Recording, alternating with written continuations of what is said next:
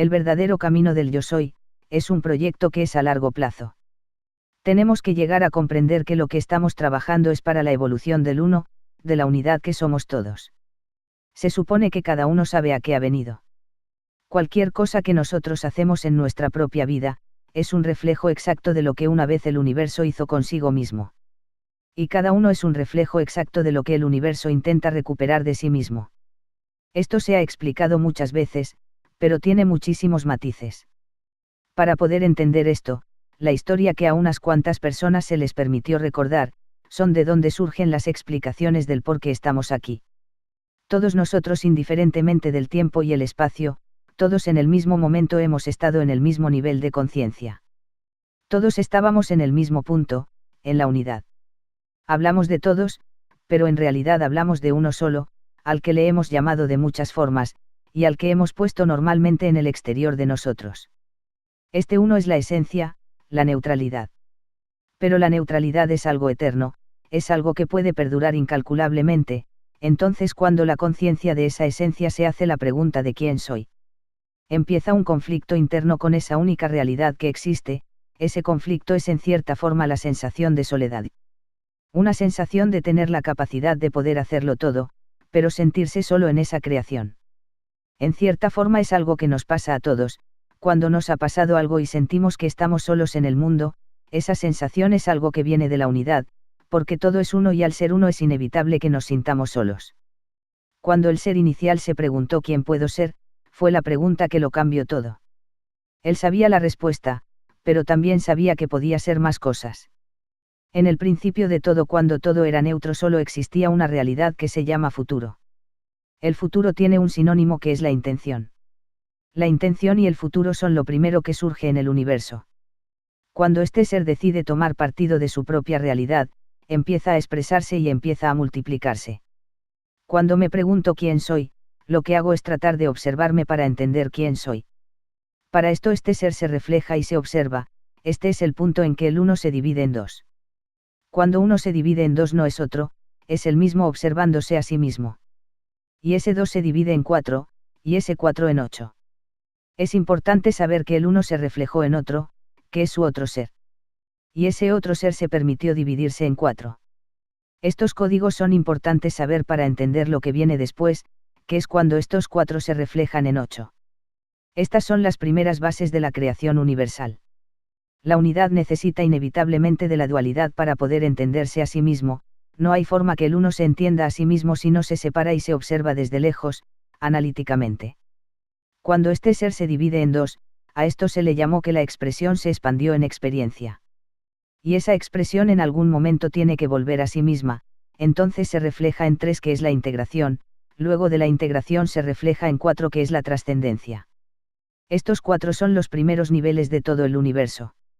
Son las 4 primeras células del universo, las que crearon el básico sistema de toda la creación, de todo lo que somos, de todo. Inevitablemente tenemos que expresarnos para poder experimentar, y para luego integrar esa experiencia y al final trascenderla, para nuevamente volver a expresarme desde otro nuevo punto original, una y otra vez. Y esa una y otra vez es el reflejo del 8. El 8 es el número del tiempo. Es el número del tiempo porque estos 4 puntos empiezan a crear una espiral, en la cual se reflejan y nosotros inevitablemente vamos a ver como un infinito. Los cristianos se adueñaron desde hace 2000 años de una historia más antigua que no les correspondía, pero la metieron en el Génesis. En este libro se cuenta sobre el pecado original. Esto es el pecado original del universo, dividirse para poder conocerse. ¿Por qué se le llama pecado original? Porque pecado viene del latín peccata, que significa errar, es un error. En cualquier sistema pedagógico se habla de que errar es parte del aprendizaje, entonces no existe el error, sino la constante prueba. Entonces pedagógicamente el universo creó un sistema constante de generar errores, para ser corregidos y así generar experiencias y mejoras en el sistema de conocerse a sí mismo. Al universo le aburre ser perfecto. El universo ya es perfecto, entonces creó la imperfección, la distorsión de sí mismo para poder disfrutar de la experiencia. El universo que surge como solo esto, como un punto. Se dice a sí mismo, tengo que separarme para observarme a mí mismo.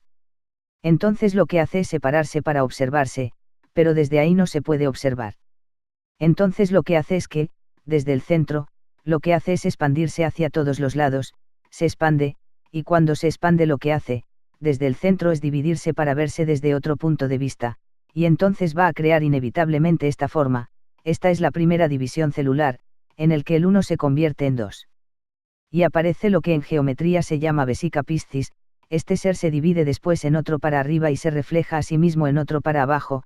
Estas son las 4 células originales, se llaman las 4 células madre.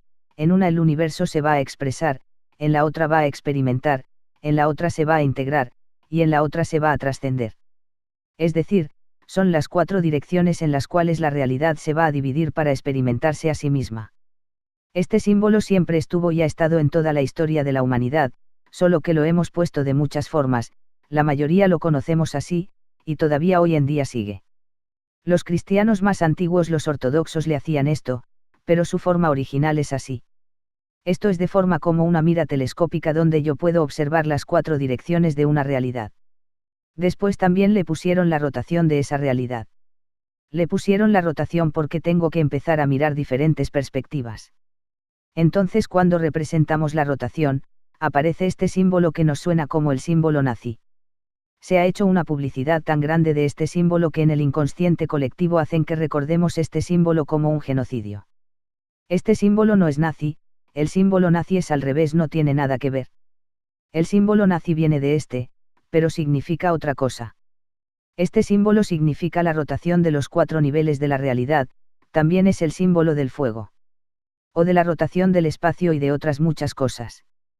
Pero fíjense que la historia ha hecho que desde lo más interno de nuestro ser rechacemos estas 2 cosas, y muchas otras cosas más, como la de vesica piscis. Muchos le tienen miedo a este símbolo, aunque no saben muy bien qué es. Este es el ojo que todo lo ve. El ojo que todo lo ve es el inicio de la vesica piscis, que cuando surge expresión, experimentación e integración, este ojo está dentro. Después la trascendencia sería el triángulo para abajo. Estos 3 símbolos en la historia, por alguna razón el universo los ha puesto en aquello que más miedo puede darnos. El Holocausto, la Inquisición, y los Illuminatis o masones. Es como símbolos de control sobre las almas. En realidad, todos estos símbolos son el inicio de la geometría básica de la creación universal. Estos símbolos están en todas las culturas, también en los tejidos de las diferentes culturas, que normalmente son triangulares, que van generando una especie de red, en la cual este símbolo es fundamental también. Todos los símbolos y signos de diferentes culturas, todos vienen de este único punto.